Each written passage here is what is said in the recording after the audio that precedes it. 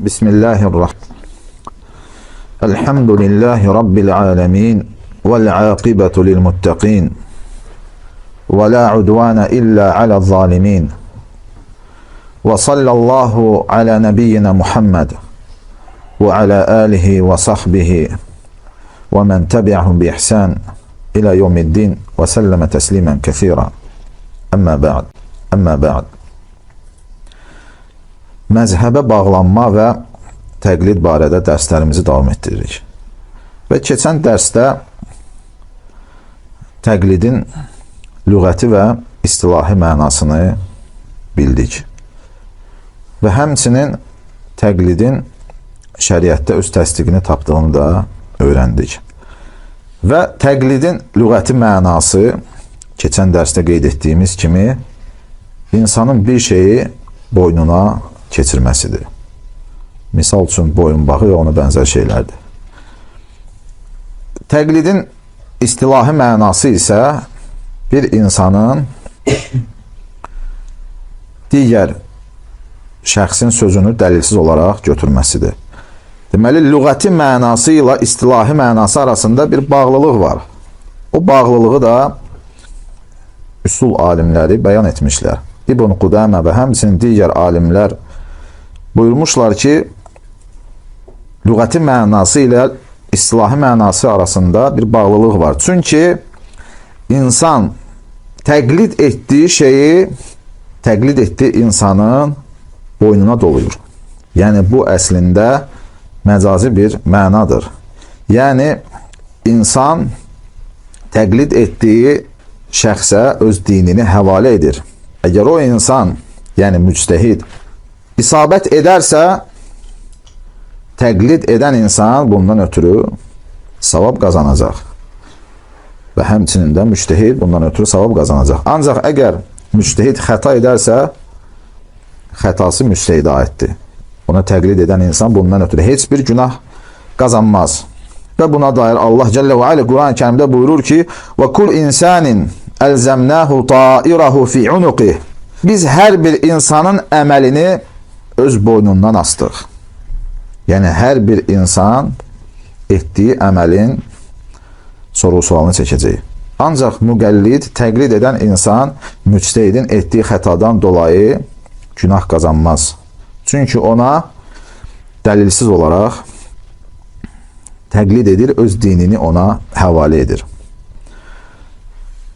Və bu dərsimizdə qısa olaraq məzhəbə bağlanmanı, təqlidi qəbul etməyən insanların iddiasını çürütməyə çalışacaq. Və məzhəbi qəbul etməyən insanlar müxtəlif təbəqələrdən ibarətdirlər. Bəziləri deyirlər ki, məzhəblə getmək olar, ancaq səhih dəlil gələrsə, məzhəbi tərk etmək və səhih dəlilə tabi olmaq lazımdır. Bəziləri ümumiyyətlə kökündən məzhəblərlə getməyin batıl olduğunu düşünürlər. Bəziləri təqlidi qəbul edirlər, lakin müəyyən qeydlər, şərtlər qoyurlar. Bu insanlar müxtəlif təbəqələrdən ibarətdirlər və onların gətirdikləri iradları oxuyacaq, yəni dərslər əsnasında onların gətirdikləri iradları oxuyacaq və o iradlara cavablar verəcək. Və onların iddialarından biri də, onlar deyirlər ki, biz təqlidçi deyilik. Yəni, təqlidçi olduqlarını inkar edirlər, danırlar. Soruşduqda, yaxşı, siz təqlidçi deyilsinizsə, onda siz müctəhidsiniz. Buyururlar ki, biz müctəhid də deyilik. Deməli, bunlar təqlid ilə ictihad arasında bir məqam seçiblər özləri üçün. Buyururlar ki, biz ittiba əhliyik. Biz ittiba əhliyik. İttiba deyilikdə deyirlər ki, biz dəlillərə tabeyik. Biz nə təqlidçi deyilik, nə də müctəhid deyilik. Biz dəlillərə tabi olan insanlarıq. Özləri üçün belə bir məqam seçiblər. Və təbii ki, bizim şəriətdə ittiba adlanan bir məqam var, yoxsa yoxdur, bu məsələdə fəqihlərin sözlərinə qayıtmağımız lazımdır. İmam Şatibi Rahiməhullah Əl-İ'tisam kitabında buyurur ki, insanlar üç qismə ayrılır. Birinci qism müctəhidlərdir. Yəni, müctəhid alimlərdir. Onların hökmü, yəni müctəhid alimlərin hökmü ictihad edib müəyyən əhkamlar istinbat etmələri və ona əsasən əməl etmələridir. Yəni müctəhid əhkamlar istinbat edir və onun əsasında əməl edir. Bu müctəhidin hökmüdür. İkinci qism buyurur ki, xalis müqəlliddir. Xalis müqəllid, yəni elmdən tamamilə uzaq olan bir kimsədir. Buyurur ki, beləsinə onu yönəldəcək insanın olması lazımdır. Yəni ona yol göstərən insanın olması lazımdır. Və həmçinin özünə örnək tutması üçün bir alimin olması lazımdır. Çünki bu xalis müqəlliddir. Yəni bu nə kitab oxumur, nə də dəlilin nə olduğunu bilmir. Üçüncü qism insan isə müctəhidlərin dərəcəsinə çatmayan insanlardır. Lakin müəyyən qədər dəlilləri anlamaq gücündədir. Yəni özü ictihad edə bilməsə belə, onu hansısa bir şey oxuduqda öz çapında o şeyi anlayır. Və sonra İmam Şatibi rahimehullah buyurur ki, bu üçüncü qism insan haqqında deyəcəyik. Ya biz onun tərcih etdiyi şeyi və həmçinin araşdırdığı şeyi etibara alacağıq. Yəni biz deyəcəyik ki, bu insanın araşdırması və tərcihi şəriət yönündən keçərlidir. Halbuki bu insan müctəhiddir. Əgər biz bu sözü deyəriksə, deməli biz onu müctəhidin dərəcəsinə qaldırmış olarıq. Çünki bu insan araşdırıb tərcih aparırsa, deməli bu insan artıq müctəhid dərəcəsinə çatmışdır. Yox, əgər biz onun araşdırmasını və tərcihini, yəni dəlillər arasında seçim aparmasını etibara almasaq, yəni onu keçərsiz hesab etsək, bu zaman o insanın avam olan kimsələrin təbəqəsinə dönməsi lazımdır. Yəni artıq o insan avam dərəcəsindədir. Hətta müəyyən qədər dəlilləri anlayırsa belə. Ha belə İmam Əmidi rahimehullah Əl-İhkam kitabında buyurur ki, Əl-Əmmiyyu və mən leysə ləhu əhliyyətul ictihad və in kənə muhassilan li ba'dil ulumil mu'təbara fil ictihadi yəlzəmuhu ittiba'u qavlil müctəhidin vəl-əxzu bi fətvahu indəl muhaqqiqin minəl usuliyyin. Buyurur ki, avam olan kimsə və həmçinin ictihad əhliyyəti olmayan şəxs, burada iki qism insanları qeyd edir. Avam insan və ictihad əhliyyəti olmayan şəxs, hətta bəzi etibara alınan elmləri əldə etmiş olarsa belə, yəni ikinci şəxs, onun müctəhidlərin sözünə tabi olması və onların fətvasını götürməsi vacibdir. Və bu da üsulçu olan təhqiqçilərin qatında olan bir qaydadır. Yəni, insan ictihad dərəcəsinə çatmayan alim olarsa belə, onun müctəhidlərin sözünü götürməsi və onların fətvasına uyğun olaraq əməl etməsi vacibdir. Bu, Əl-Əmidinin Əl-İhkam kitabında qeyd etdiyi sözdür. Tuhfetul Muhtac kitabına haşiyəsində Əş-Şirvani, Şafii alimlərindən Əş-Şirvani buyurur ki, Nəqul, biz deyirik, Əl-muradu bil-əmmiyyi qayrul müctəhid. Avam deyildikdə müctəhid olmayan kimsələr qəsd edilir. Avam deyildikdə müctəhid olmayan kimsələr qəsd edilir. Əv nəqul, yaxud da deyirik, qayrul müctəhidinə minəl-uləmə misləl-əmmiyyi fi zəlik. Müctəhidlərdən olmayan alimlər bu məsələdə avam insanların hökmündədirlər. Yəni, alim olarsa belə, əgər o ictihad dərəcəsinə çatmayıbsa, o avam insanların təbəqəsinə daxildir.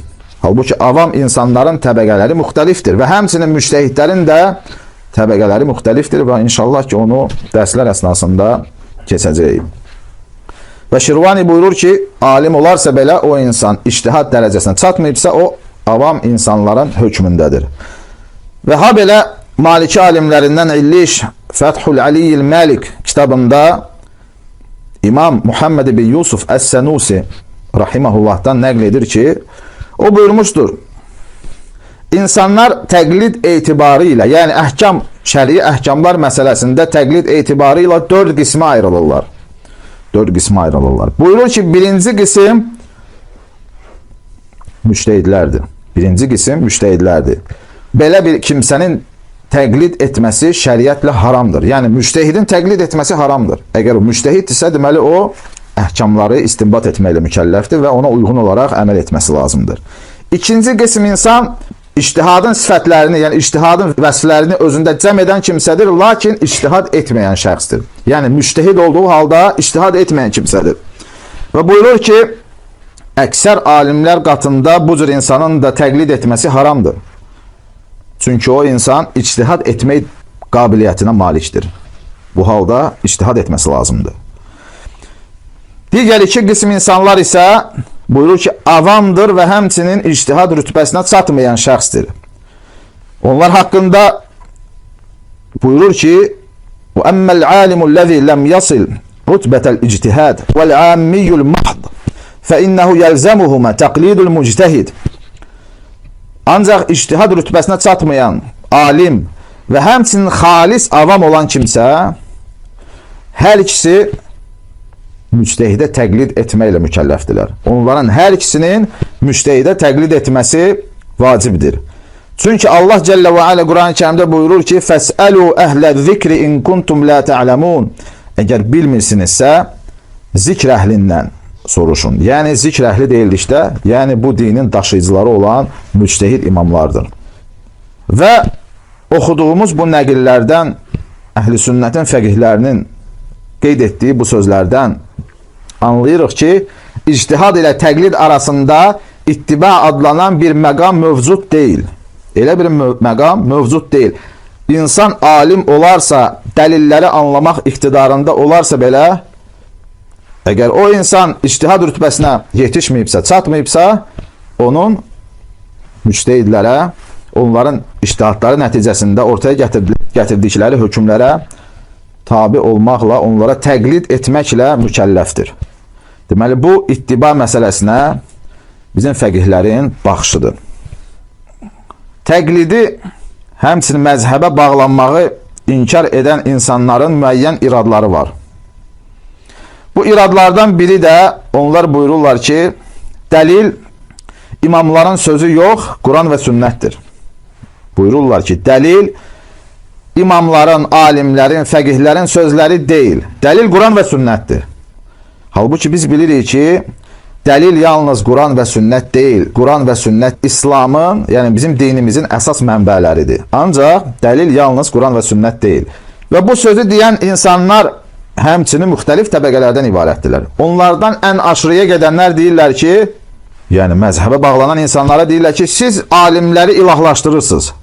Biz Quran sünnə ilə gedirik, siz isə alimləri ilahlaşdırırsınız. Hətta bəzən bu ayətləri də dəlil gətirirlər özləri üçün. Deyirlər ki, Allah Teala Quran-ı Kərimdə buyurur, İttəxəzu əhbərəhum və ruhbənəhum ərbəbə min dunillah. Onlar Allahı buraxıb öz alimlərini və rahiblərini rəblər etmişlər.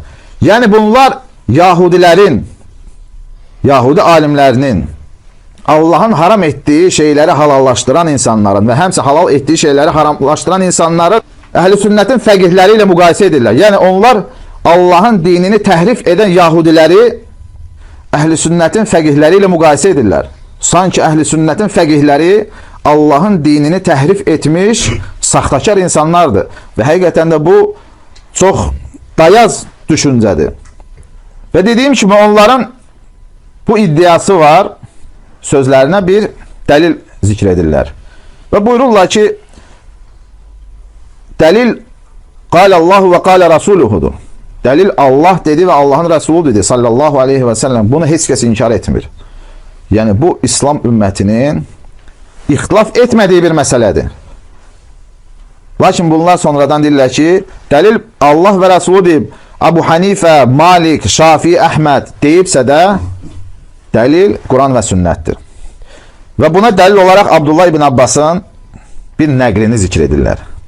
Abdullah ibn Abbas həmin o nəqildə buyurur ki, az qala sizin başınıza göydən daşlar yağsın.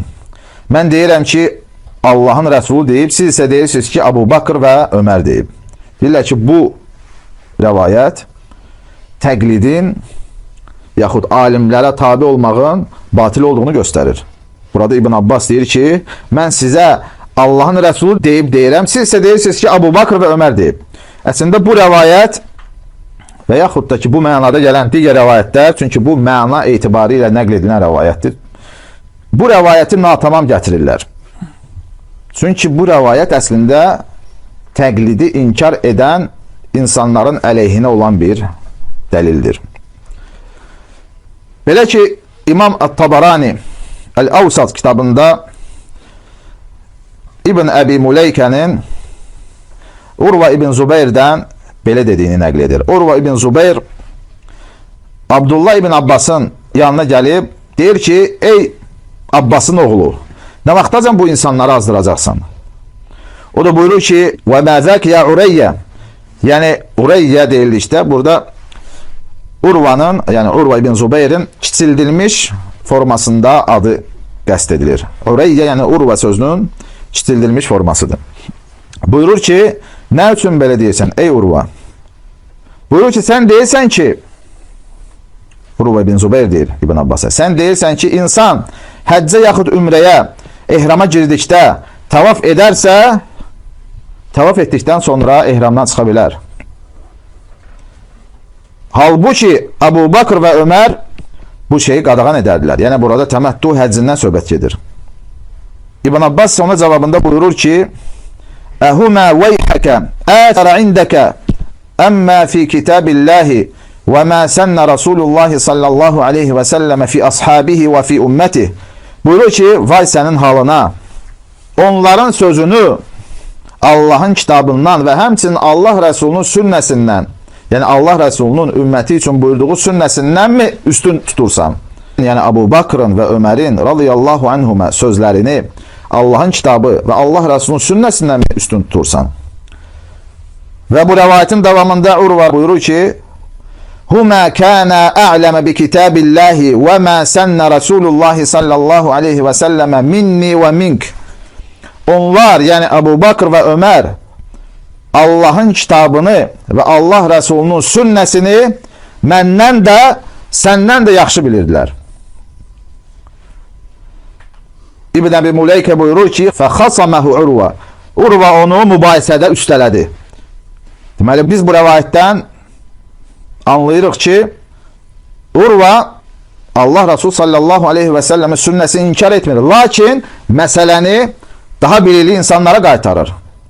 Bu məsələni daha bilikli insanlara qaytarır. Və həmçinin bu hədisin digər bir ləfsi var. Həmin ləfsdə Urva ibn Zubeyr buyurur ki, Kana huma ətbə'li Rasulillahi sallallahu aleyhi və səlləmə və a'ləmə bihi minkə. Onlar Allah Rasulullah sallallahu aleyhi və səlləm səndən daha çox tabi olan və səndən daha bilikli olmuşlar. Yəni Urva bunu Abdullah ibn Abbas'a deyir. Və burada kimin doğru, kimin yanlış olduğu araşdırılmır. Çünki həqiqətən də Allahın Rəsulü sallallahu aleyhi və səlləm təməttü həccini buyurmuşdur. Lakin burada məsələ üsula qayıdır. Urva ibn Zubeyrin qeyd etdiyi məsələ bizim dinimizin bizdən tələb etdiyi şeydir. Yəni biz dinimizi daha bilikli olan insanlardan öyrənirik və məsələləri onlara ərz edirik. Ola bilsin də ki, hansısa bir insan dəlil gətirsin, lakin o dəlil ola bilsin nəsx edilmişdir.